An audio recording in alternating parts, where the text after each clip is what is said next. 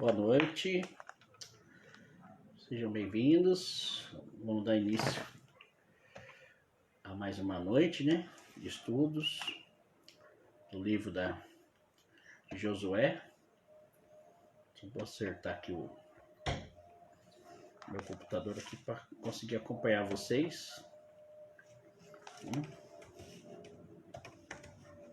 Os comentários. Já tenho. Vamos chegando, vamos dar início. Hoje nós vamos continuar estudando Josué. Hoje nós estamos entrando na Terra Prometida, Estamos conquistando a Terra Prometida. É Deus realizando, cumprindo a sua promessa, Semana passada nós estudamos, eu falei um pouco do contexto do livro de Josué. Boa noite, Guiomar, boa noite, Fabiana. Eu falei um pouco do contexto do livro de Josué, nós conversamos um pouquinho. Eu expliquei para vocês também a teoria de Zeng e de Jean-Louis K. sobre o Pentateuco, A promessa o início da promessa no Pentateuco, o cumprimento da promessa em Josué e Juízes e a derrocada dessa promessa ou dessa aliança, em livro dos Samuel e livro de Reis. Eu expliquei para vocês, que depois do livro de Reis, tudo que a gente vê no Antigo Testamento, ele vai girar em torno dessa questão da promessa. Quando a gente for estudar profetismo, nós vamos ver o quê? Nós vamos ver que os profetas vão falar justamente dessa aliança e como o povo de Israel está quebrando essa aliança. Por que eles estão perdendo a terra? E é interessante que esse povo, desde 722 até o ano, mais ou menos o ano 70 depois de Cristo, nós temos a destruição do templo, depois nós temos a destruição de Massada, que seria a última fortaleza. Então, até o ano 100 a 135, esse povo continuou sendo escravo de alguém, continuou sendo vassalo de alguém. Boa noite, Toninho, tudo bem? Então, essa questão que vai perpassar o Antigo Testamento.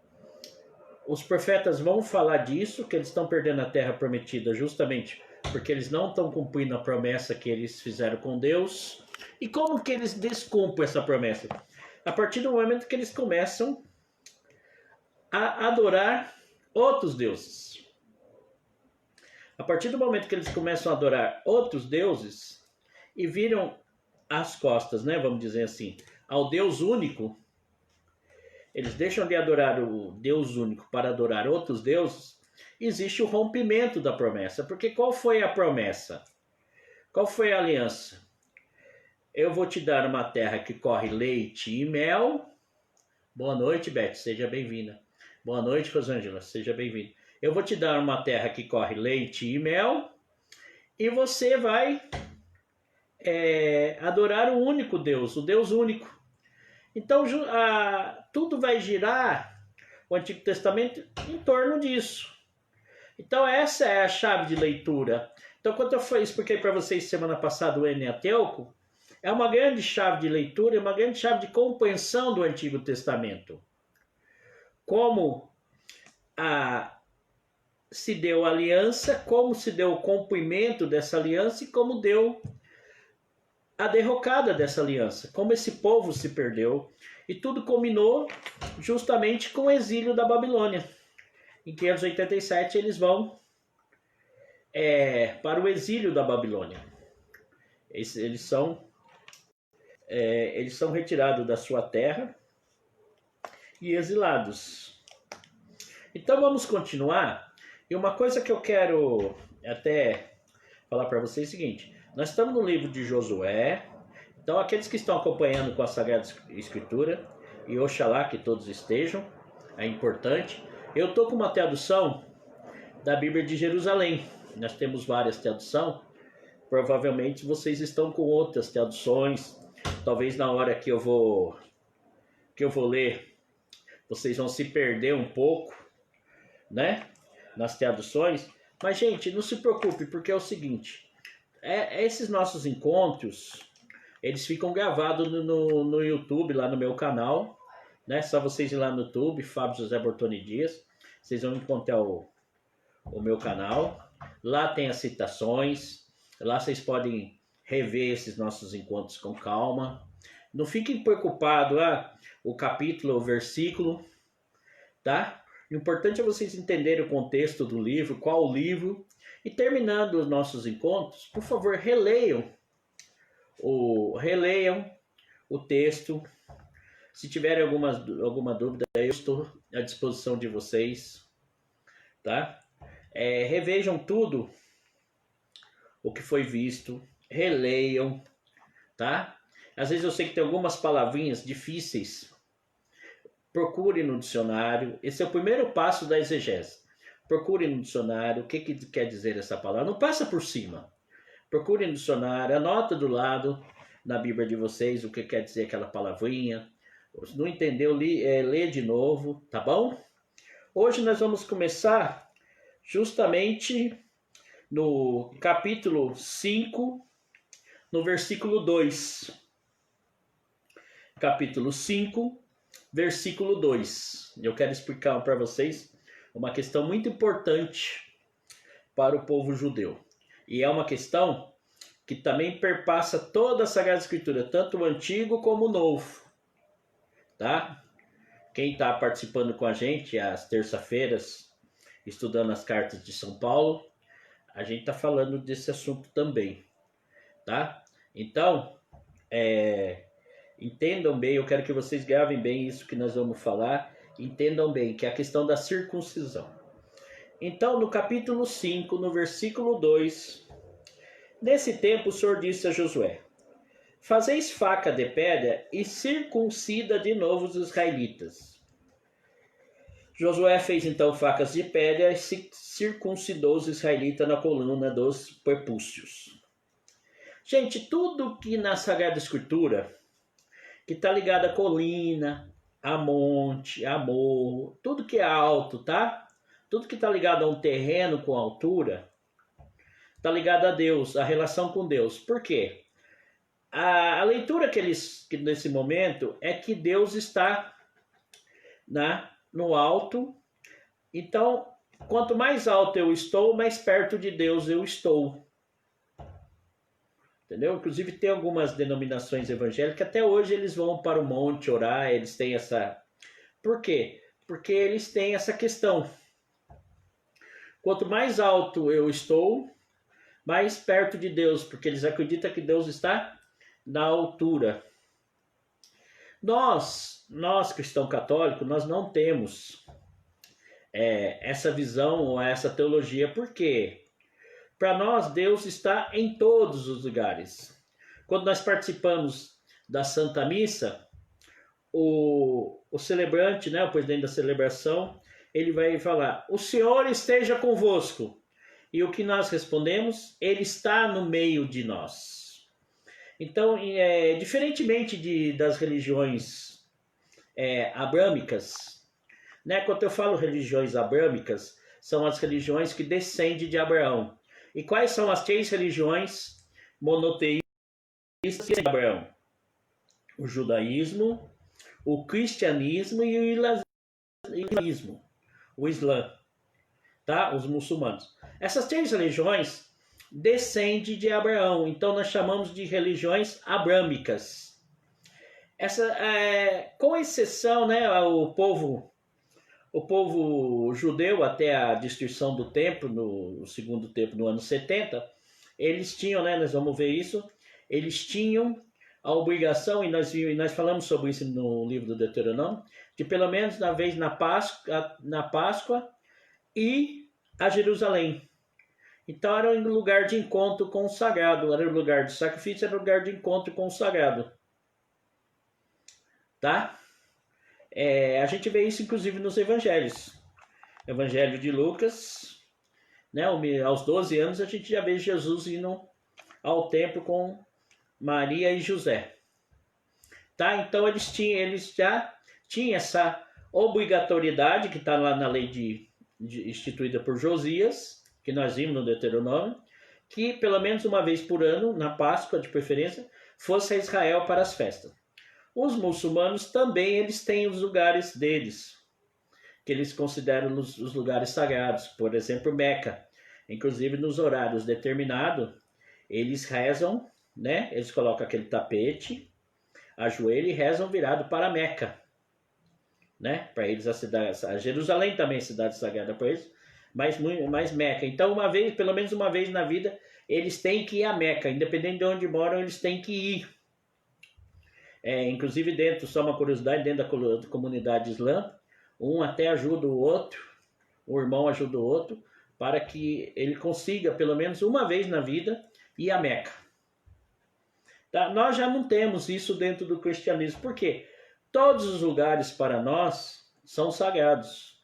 Para nós, Deus está no meio de nós. O nosso Deus é um Deus que age na nossa história, é um Deus presente. Então, a nossa teologia, Deus, ele está presente em todos os lugares.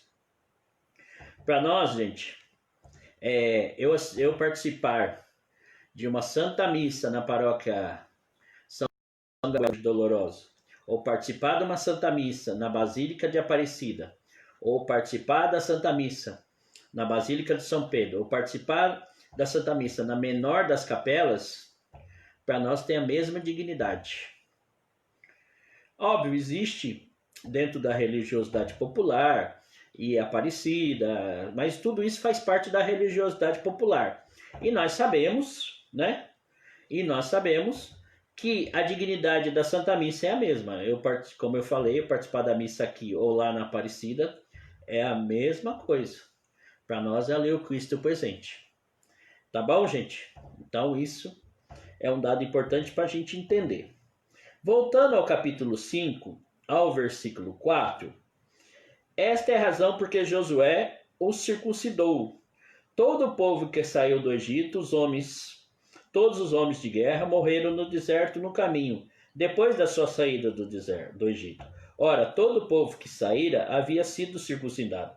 Mas todo o povo que nascera no deserto, no caminho depois da sua saída do deserto, não havia sido circuncidado. Então, o que Deus está falando aqui? A Josué, olha, você tem que circuncidar esse povo que nasceu no deserto. Esse povo não foi circuncidado. Porque os israelitas andaram durante 40 anos no deserto. Já expliquei para vocês a questão do número 40, o número de mudança, o número de transformação. Não podemos fazer a leitura fundamentalista que eles andaram 40 anos no deserto. Nós não temos essa questão cronológica, quantos anos eles andaram no deserto. Interessa para nós a questão teológica.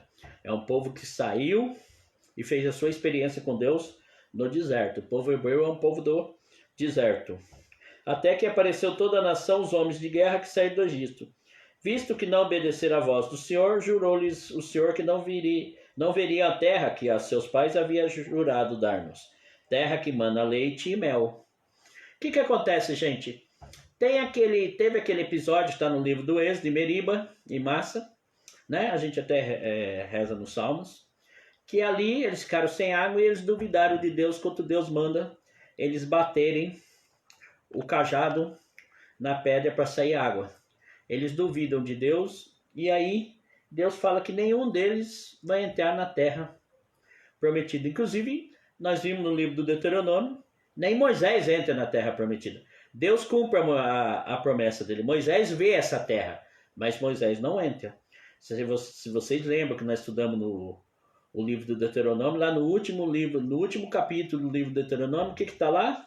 Justamente a morte de Moisés. Esse povo ficou 30 dias de luto. Inclusive eu expliquei para vocês que dentro dessa tradição, por isso que nós também fazemos luto 30 dias, 7, 30 e 1 ano, né? Nós celebramos a missa principalmente nessas datas para os nossos falecidos. Está ligado a essa tradição. Então, Moisés e esse povo não entrou. Então o povo que entrou na Terra Prometida, gente, eles não estavam circuncidados. Mas agora fica uma pergunta, qual é a importância da circuncisão? O que representa a circuncisão? Às vezes a gente escuta falar tanto, a circuncisão, a circuncisão, a circuncisão, mas o que representa a circuncisão? Gente, o povo judeu, eles têm duas coisas que determinam a identidade do povo, que dá identidade a esse povo. Um judeu, para ele ser judeu, ele tem que ser circuncidado ao 8º dia, tá? E isso é tão importante que se uma criança nasceu de parto normal, gente, e o 8º dia cair no Shabat, no sábado, a criança é circuncidada. Apesar deles não fazerem trabalho nenhum no 8º dia, quem já foi para Israel sabe disso, o café já fica pronto, fica tudo pronto. Os ortodoxos não apertam nem o botão do elevador. Então, gente, eles são circuncidados aqui no Shabat. Então, vocês veem a importância do Shabat.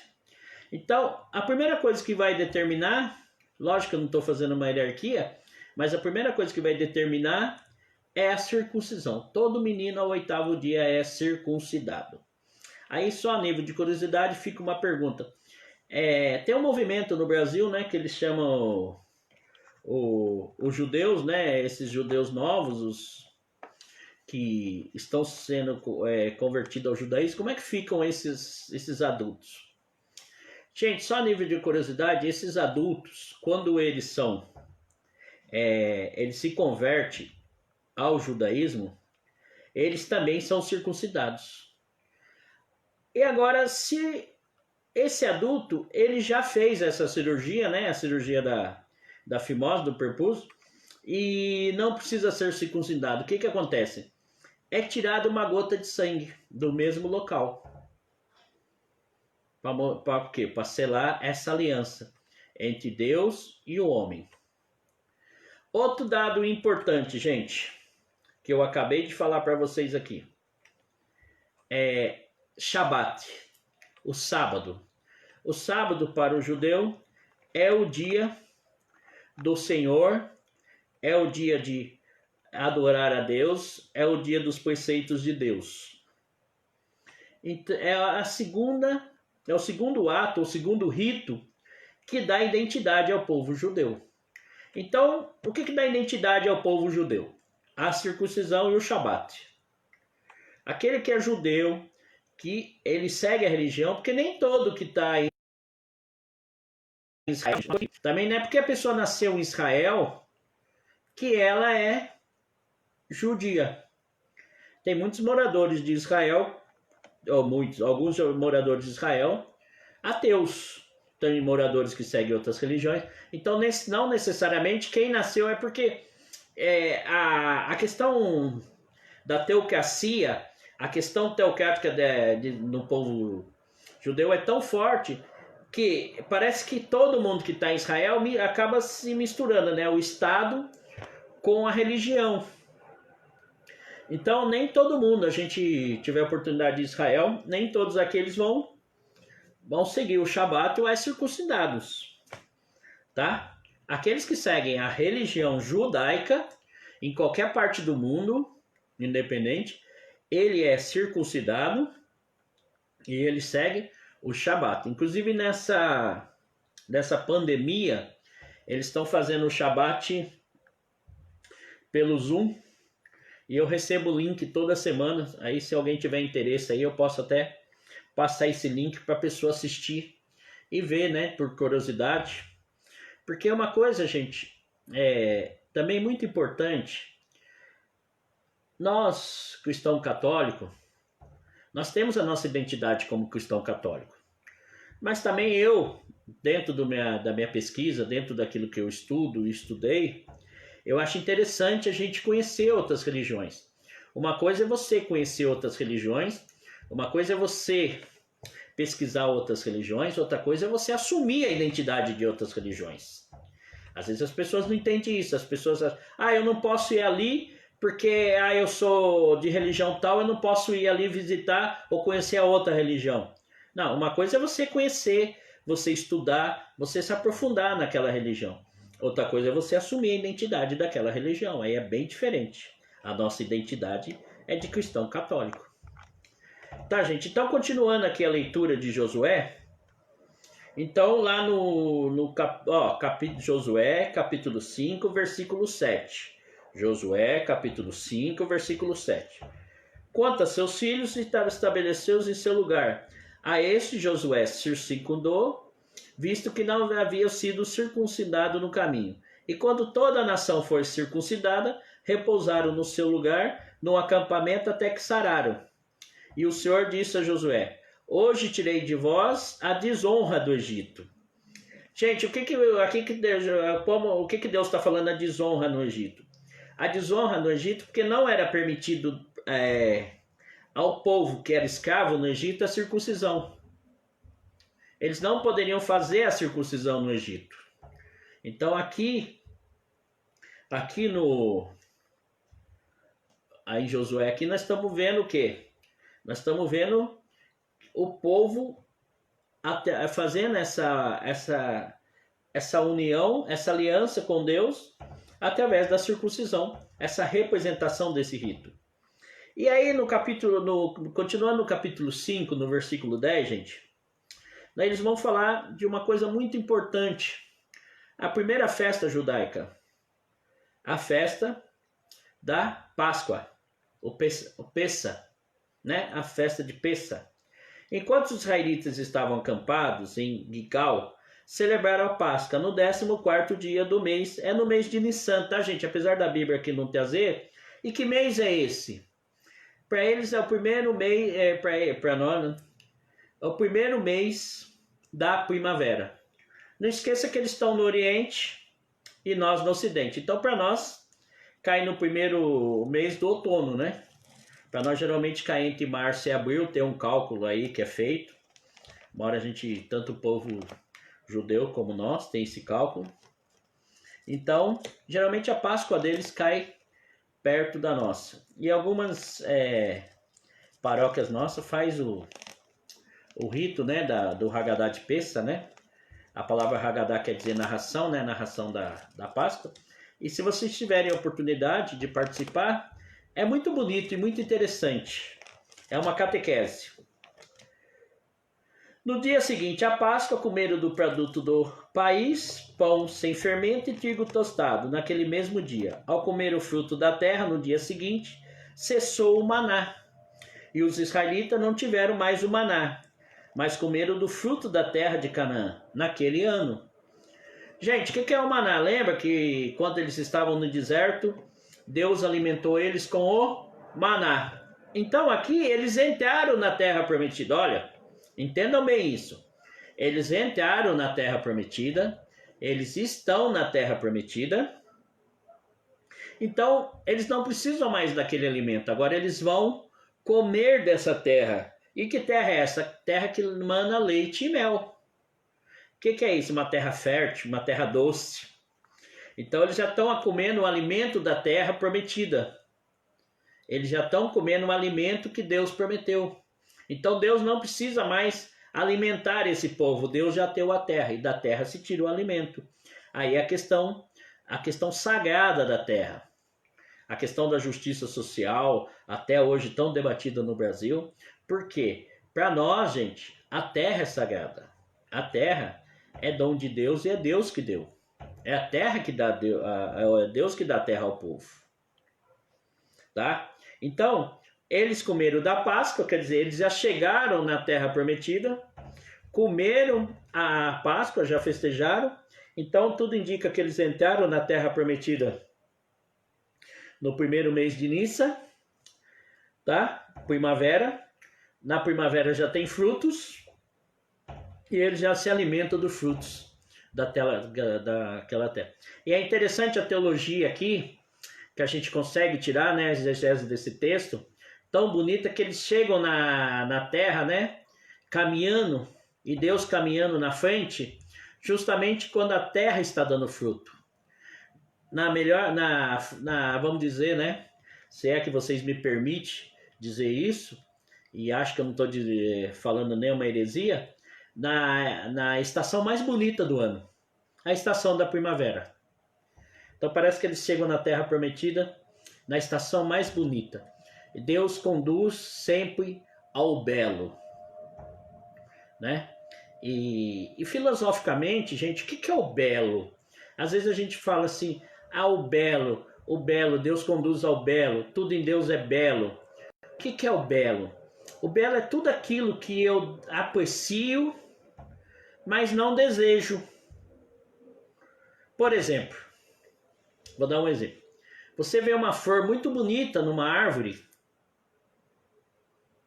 aquilo é belo naquele contexto que ela está, dentro da natureza, naquele contexto dela, no contexto natural, né? Nós vamos dizer um contexto autóctono, né? Ela é primitiva daquilo. Naquele contexto, ela é bela. A partir do momento que eu tiro aquela flor, eu apanho, corto aquela flor e trago e coloco num vaso dentro da minha casa, ela deixou de ser bela, ela pode se tornar bonita. Mas ela deixou de ser bela. Por que ela deixou de ser bela? Porque você tirou ela daquele contexto maravilhoso da criação. Por isso que nós falamos, a criação de Deus ela é bela, dentro da totalidade do seu contexto. Nós não podemos destruir a criação e nem tirar nada do contexto da criação. O contexto da criação, ele é belo. Tá, gente? Então, por isso que a gente fala, a primavera é uma estação tão bela dentro do seu contexto. Tá bom? Então, vamos dar mais um pulinho. Vamos continuar.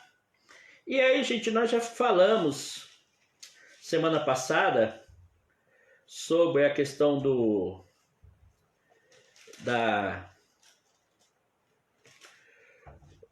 povo da conquista, né?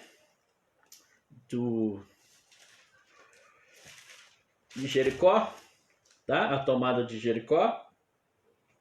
Mas eu gostaria de tomar alguns detalhes importantes com vocês na tomada de Jericó. Jericó tem umas particularidades muito lindas. E o que é essas particularidades, gente?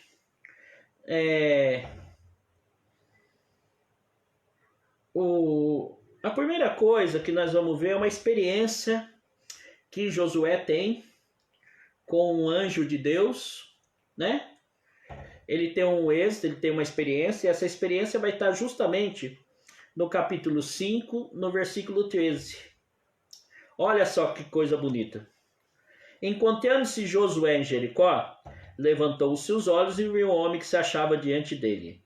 Com uma espada desembainhada na mão, Josué aproximou dele e disse: És tu dos nossos exércitos, dos nossos inimigos?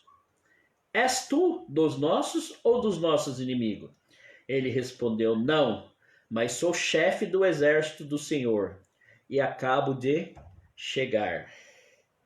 Josué prostrou-se com o rosto em terra, adorou e disse-lhe: Que tem a dizer o meu senhor a seu servo?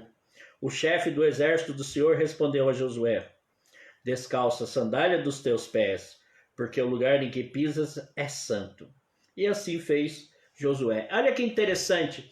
Josué tem a visão do chefe do exército. Para nós, dentro da angelologia, quem é o chefe do exército de Deus? Aquele que luta como Deus. É o arcanjo Miguel, né? Nós temos o arcanjo Miguel, o arcanjo Rafael e o arcanjo Gabriel, né?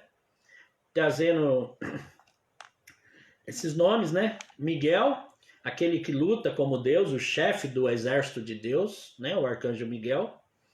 Aí nós temos o arcanjo Gabriel, o anunciador de Deus, aquele que vem anunciar Deus, né? E nós temos isso presente no Novo Testamento, né? E o anjo Gabriel anunciou a Maria, e ela concebeu do Espírito Santo. E nós temos o Rafael, o arcanjo Rafael, que está no livro de Tobias, que é aquele que vem trazer o remédio de Deus, né? Aquele que traz a cura de Deus. Então aí nós temos a angelologia, uma coisa muito pouco estudada, infelizmente, a angelologia, mas é uma coisa muito bonita, uma coisa que a gente tem que estudar muito. E aí, gente, aqui nós temos uma analogia com a passagem do Êxodo que acontece com quem? Com Moisés. A mesma passagem que acontece com Moisés, descalça as sandálias do teu pé, porque o lugar em que pisas é santo. É a mesma experiência que Moisés teve na sarça ardente, e agora agora nós temos Josué tendo essa mesma experiência em Jericó, tá? Com o anjo do Senhor. Então olha que coisa linda. É o anjo. E aqui, gente, entra aquela questão que nós falamos um pouco semana passada, e até eu prometi de mostrar um livro para vocês. É um livro muito interessante para vocês estudarem. Olha aqui, o significado e a mensagem do nome de Deus na Bíblia. Esse livro tinha sido esgotado e eu vi que a Academia Cristã está reeditando esse livro com a Paulus. Eu recebi essa semana da Academia Cristã um e-mail, e eles estavam falando, eu não lembro agora se foi e-mail, eu vi pelo Facebook, nas redes sociais. Ele está falando justamente a questão do nome de Deus. E é muito bonito esse livro. E essa questão do nome de Deus, inclusive o autor desse livro, ele foi professor na Suécia, professor do Antigo Testamento. E o nome de Deus, gente, como eu expliquei para vocês semana passada, e relembrando, ele vai mudando no sentido, qual sentido? De acordo com o contexto daquele povo, de acordo com a relação que eles têm com aquele povo. E qual é a relação que Josué e esse povo está tendo com Deus? O de Senhor dos Exércitos. A gente vai ver isso muito em Isaías, muito nos profetas, mas aqui já tem essa relação. Aqui já termina, vamos dizer assim, aquela relação. Eu sou o pai da descendência, o Deus da descendência de Abraão, Isaac e Jacó, esse Deus da família, esse Deus da descendência, para agora ser o Senhor dos Exércitos. Por que o Senhor dos Exércitos? Porque a luta, gente, a batalha é entre deuses. Então o meu Deus é o Senhor de todos os exércitos. O meu Deus vence todas as guerras. Então aqui na tomada de Jericó, nós vamos ver que os ritos que acontecem na tomada de Jericó são ritos litúrgicos. São ritos litúrgicos em que sentido? Existe uma liturgia em volta disso. Primeiro, eles não vão pegar em armas. A primeira coisa, o que é? Vamos ver lá no capítulo 6. Capítulo 6, versículo 1. Olha, gente, capítulo 6, versículo 1. Ora, Jericó estava fechada e trancada com ferrolhos. Ninguém podia sair nem entrar. O Senhor disse então a Josué: Vê, entrego nas tuas mãos Jericó, os seus reis e os seus homens de guerra. Vós todos os combatentes, dai volta ao redor da cidade, cercando uma vez, e assim farei durante 6 dias. Então, gente, o que Deus manda dentro dessa liturgia? Vão dar volta em torno da cidade. Imagina, né, gente? A gente falando em técnicas de guerra. Que técnica de guerra seria essa? Dar volta em torno da cidade. Nos 7 sacerdotes levarão diante da arca 7 trombetas do chifre de carneiro. O chifre de carneiro em hebraico é o shofar. Gente, dentro da arca da aliança estava as leis, né, que Moisés recebeu. O livro que eu mostrei, quem tem alguém perguntando, é o significado e a mensagem dos nomes de Deus na Bíblia. Tá? O significado e a mensagem dos nomes de Deus na Bíblia. tá? Esse livro vai ser reeditado pela Paulus, eu acho que no próximo mês aí já deve... nós só vamos encontrar na Paulus, tá? É uma publicação da Academia Cristã, mas no próximo mês vocês já vão encontrar com a Paulus. Vale muito a pena ler esse livro, inclusive ele traz um capítulo inteirinho explicando o livro de Jó. É muito interessante esse livro, tá bom? Então, gente, o shofar, né? Então eles vão com a arca. O que tinha dentro da arca da aliança? Tinha as leis que foi entregue a Moisés no Monte Sinai. Tinha o maná, né? O alimento de Deus, e tinha o cajado de Moisés.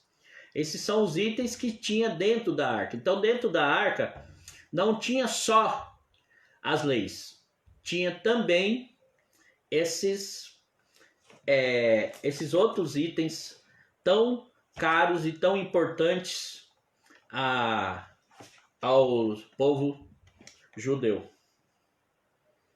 E quando tocarem com favor o chifre do carneiro, assim que ouvirdes o som da trombeta, todo o povo lançará um grande grito de guerra, e as mulheres da cidade cairão, e o povo subirá cada um no lugar à sua frente. Então assim foi a tomada tão importante que a gente escuta tanto, né?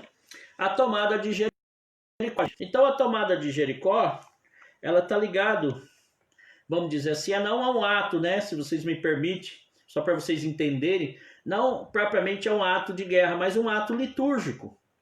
Porque primeiro se cumpre aquilo que Deus falou. Durante 6 dias vocês vão dar voltas, os sacerdotes carregando a arca e tocando o shofar, o chifre de carneiro. E é interessante também, gente, eu falei semana passada e repito, o chifre no contexto do Antigo Testamento representa poder. E isso é interessante que perpassa outras culturas. Como o monte representa você estar perto de Deus, e nós tivemos uma tribo aqui no Espírito Santo que eles também adoravam suas divindades, olha que interessante, em cima do morro, porque eles acreditavam que estavam mais perto de Deus. E para o povo hebreu, judeu, o chifre representa poder. E se vocês pegarem os índios, principalmente os índios norte-americanos, vocês vão ver que os caciques, sempre que eles faziam, né, o seu cocar, né, sempre o chefe maior, o cacique ou o pajé, sempre tinha um chifre ou 2, né? Geralmente eles tinham 2 chifres que eles colocavam na cabeça dentro com esse cocar, que representava poder. É interessante isso, a questão do chifre no representar, tanto é que depois no altar, no sacrifício, dos 4 cantos do altar vai ter 4 chifres. Se vocês pegarem no livro de Levítico, vocês vão ver que tem 4 chifres em cada ponta, representando o poder. Então, gente, e aí no 7º dia, que é definitivamente a conquista, a derrubada das muralhas do cerco de Jericó, eles dão 7 voltas e aí caem as muralhas. E é interessante que isso é usado na liturgia até hoje, né? Em muitas paróquias, né? A gente vê o cerco de Jericó e no último dia, né? Aí não mais a Arca da Aliança, mas sim o próprio Cristo, né? O presidente da celebração, ele vai com o Cristo Eucarístico passando no meio do povo, né? 7 vezes. E ali demonstrando que está derrubando todos os males, tudo que tem de ruim na vida daquelas pessoas. Então é interessante que isso é usado, vocês veem que é um texto que está lá no Antigo Testamento, uma tradição semita, né? Quando eu falo semita, eu estou falando judaica, que é usada hoje na nossa liturgia. E fazendo um parênteses, a nossa liturgia, ela é totalmente, gente, semita. Ou na sua maioria, né? Não vamos generalizar, mas na sua maioria semita. Porque se vocês pegarem o que acontecia no templo, é o que é a nossa liturgia. Ele se reunia, primeira parte era a leitura da palavra, e isso acontece até hoje nas sinagogas, se lê a palavra. existe a explicação daquela palavra, vocês veem isso no Evangelho de Lucas, quando Jesus lê o livro de Isaías, né? Ele pega o rolo do livro de Isaías, lê e fala, hoje se cumpriu essa passagem. E depois a questão do sacrifício. E a mesma coisa da nossa liturgia, nós dividimos entre a liturgia da palavra e a liturgia eucarística, né? Que não é o sacrifício. É a mesma celebração semita. Olha como é lindo a nossa fé, a nossa religião. Olha como é bonito, né? Essa tradição tão linda da nossa igreja. Fazer justamente aquilo que Deus ordenou desde do Antigo Testamento. E é interessante, gente, uma outra coisa, agora vamos dar uma pulada. Nós vamos lá para o capítulo 6, versículo 22. Eu quero explicar para vocês uma outra questão. Uma personagem muito importante no livro de Josué. Essa personagem é a Raabe. Josué, olha, 6:22. Tá, gente? Olha, 6:22. Tá? Quem está acompanhando aí na Sagrada Escritura, 6:22. Capítulo 6, versículo 22. Josué disse aos 2 homens que haviam espionado a terra: entrai na casa da meretriz e fazer essa mulher sair de lá, com tudo que lhe pertence, conforme lhe juraste. Foram jovens os espiões e fizeram sair Raabe, seu pai, sua mãe, seus irmãos e tudo que lhe pertencia. Fizeram sair também toda a sua parentela e os colocaram em lugar seguro, fora do acampamento de Israel. Gente, aqui essa personagem Raabe, né, só para vocês entenderem, quando Josué e o povo hebreu chegou às portas de Jericó, Jericó era uma cidade, uma fortaleza, uma muralha muito grande, quase que intransponível. Então, Josué manda 2 soldados até Jericó, ver o que está acontecendo. E o rei de Jericó descobre e vai atrás desses soldados. E esses soldados, eles se escondem justamente na casa de Raabe. Raabe, como diz aqui, é a meretriz lá. E eles vão, né? O rei manda procurar na casa de Raabe. Raabe fala que não está lá. Raabe guarda eles, né? Protege eles para que eles não sejam capturados pelo rei de Jericó. E Raabe pede, fala, olha, ela faz uma profissão de fé muito bonita. Ela fala, o seu Deus é o verdadeiro Deus. Eu tenho visto os prodígios que o seu Deus tem feito ao seu povo. E eu quero seguir esse Deus. Então, quando vocês seu Deus tomar a cidade de Jericó, por favor, preserve a mim e a minha casa. E aqui a gente vê justamente isso. É Josué falando, olha, vai à casa de Raabe, daquilo que foi prometido, e preserve Raabe. Então, Raabe, ela é preservada nessa invasão, nessa conquista que os hebreus fazem de Jericó. Então Raabe, ela é preservada. E é interessante isso, porque Raabe, ela vai, quando ela vai ao acampamento de Israel, ela é acolhida e ela se torna, né, uma prosélita. Quer dizer, o que é prosélita? Ela se converte à religião e ela se torna judia, né? E ela começa a fazer parte dessa comunidade. Ela é acolhida dentro de uma casa. Vocês lembram que eu expliquei para vocês como é que formava as casas, como é que formava os clãs? Nós lemos isso, inclusive, aqui no livro de Josué, semana passada. Então ela começa a fazer parte dessa comunidade. E aí, gente, é interessante ver que ela vai estar, se a gente pegar lá Mateus, primeiro capítulo de Mateus, primeiro versículo de Mateus, o que traz o primeiro capítulo, o primeiro versículo de Mateus? a genealogia de Jesus. Livro da origem de Jesus Cristo, filho de Davi, filho de Abraão. Aí vocês pegam lá, no versículo 5, vai estar lá, Salmão gerou Boaz de Raabe. Então, ela está na genealogia de Jesus. Tudo indica que ela é acolhida pela tribo de Judá, né? Tudo indica não, ela é acolhida pela tribo de Judá e ela começa a fazer parte desse povo. E ela é uma personagem tão importante, gente, que dentro da exegese aí judaica, uma coisa só, uma curiosidade, os judeus hoje não traduz, né, apesar do texto original estar aqui, não traduz mais Raabe como meretriz. Eles traduzem Raabe como a chefe da estalagem, como aquela que acolhia a chefe da hospedaria. Então eles não traduzem mais Raabe como a meretriz, mas o texto original e nas nossas traduções ela está como meretriz. Tá bom, gente? Então, aqui está a questão da tomada de Jericó. Aqui está a questão, né, litúrgica dessa tomada, vamos dizer assim.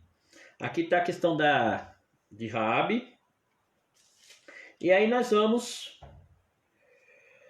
entender um pouquinho, gente, porque como eu falei para vocês, existe uma grande semelhança entre o personagem Moisés e o personagem Josué.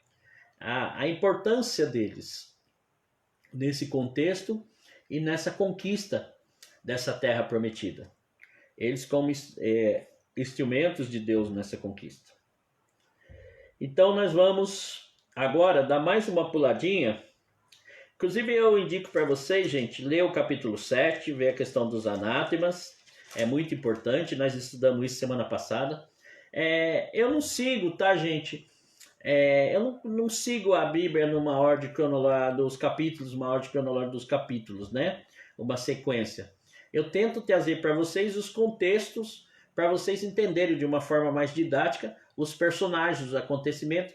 E então, como no livro de Josué nós temos 2 relatos da tomada de Jericó, então por isso que eu dei uma puladinha aí nos capítulos, e nós vamos agora, como eu já expliquei, uma narração da tomada, a gente não tem necessidade de estudar a outra.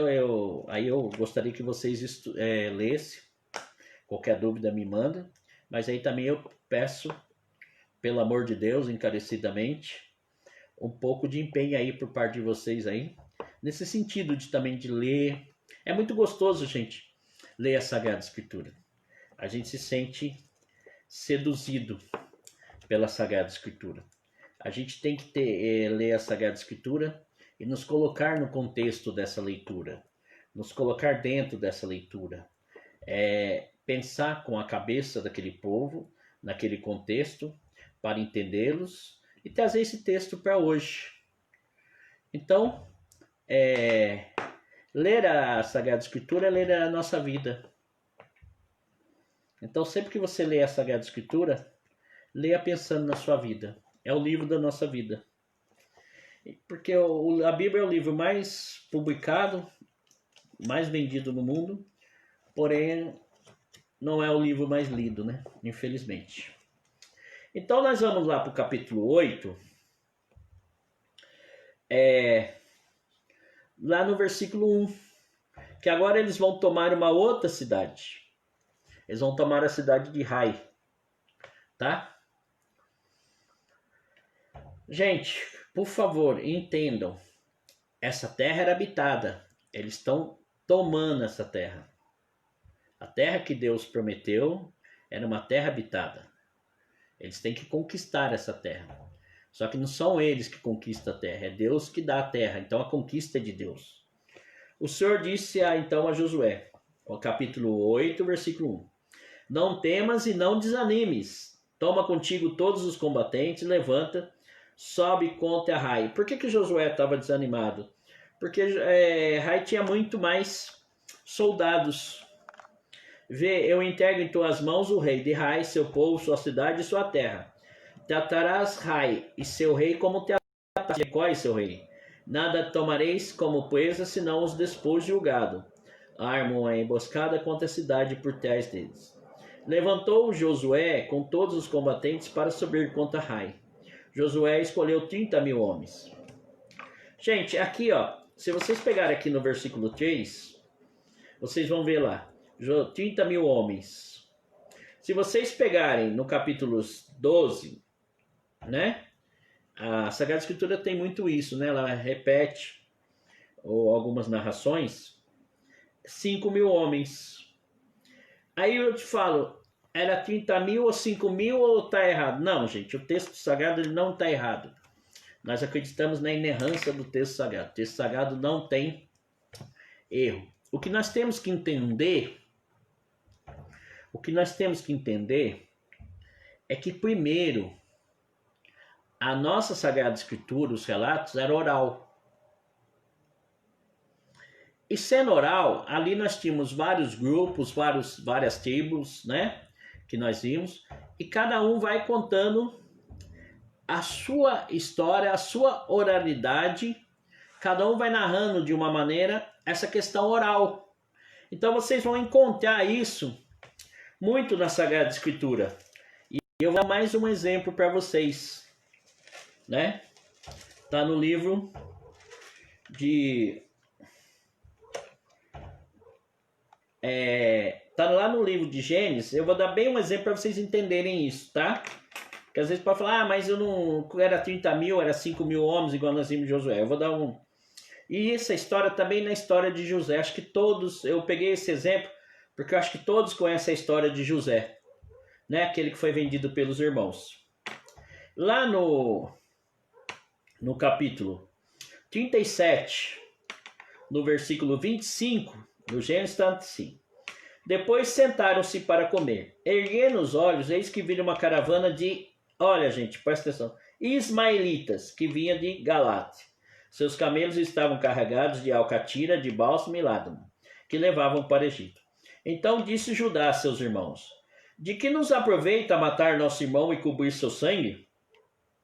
Vinde, vendemos aos ismaelitas, mas não ponhamos a mão sobre ele. Tá vendo? É os ismaelitas. E nosso irmão da mesma carne que nós. E seus irmãos o ouviram. Então passaram mercadores, madianitas, e eles retiraram José da cisterna. Então, na verdade, José foi vendido aos ismaelitas ou aos madianitas.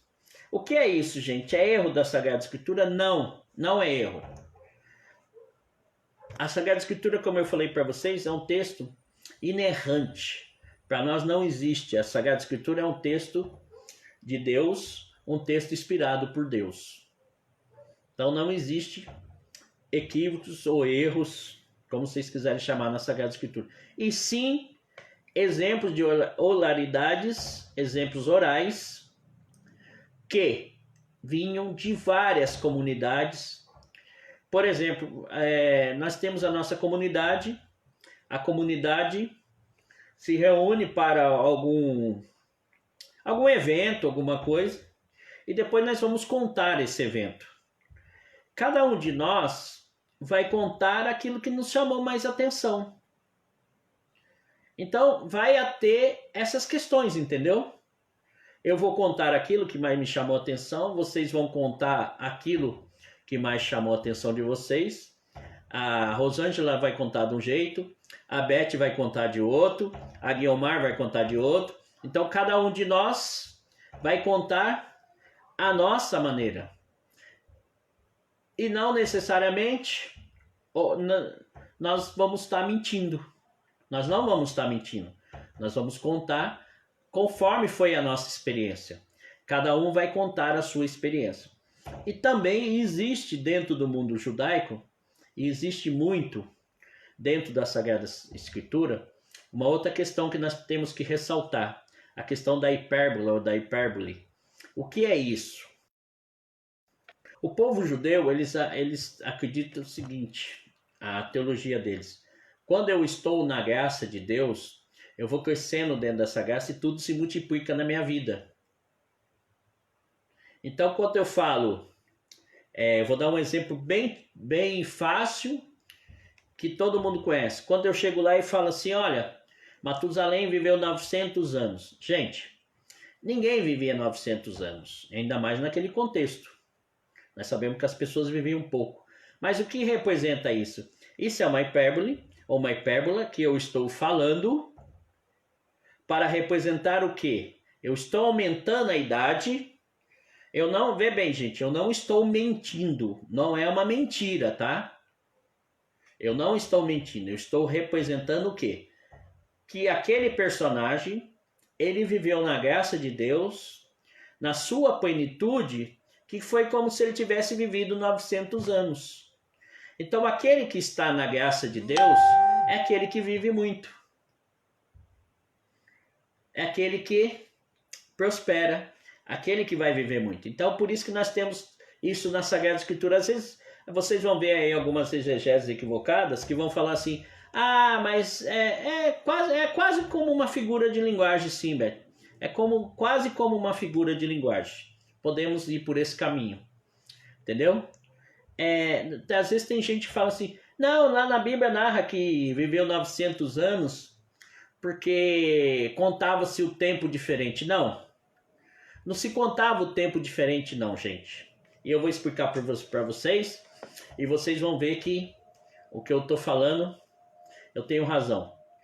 Eles entendiam e liam muito bem a natureza. Eles contavam os anos pelas estações pelas estações do ano. Pelas 4 estações do ano.